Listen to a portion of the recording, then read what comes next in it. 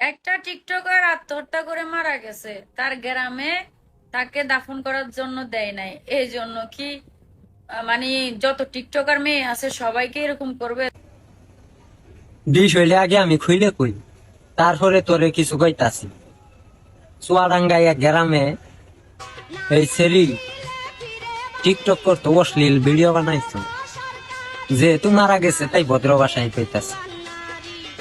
অশ্লীল video বানাইতো plus আবার আত্মহত্যা করে মারা গেছে।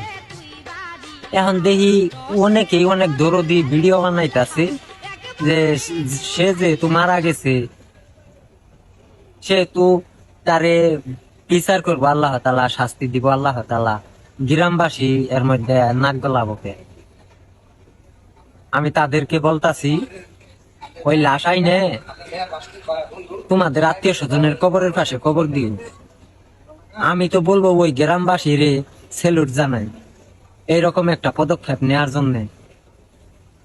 দুই একটা এইরকম পদক্ষেপ নিলে, দুই এক জায়গায় নিলে, তাহলে সব নর্তকী এমনিতেই ঠিক হয়ে যাবো গা।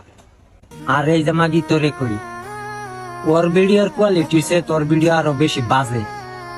সাবধান হয়ে জাগা, নইলে কিন্তু ওর সে তোর ভয়ানক অবস্থা বেশি হবো। কথাটা মাথায় রাখিস। ধন্যবাদ।无敌，吸引你注意，老子们要没有出去。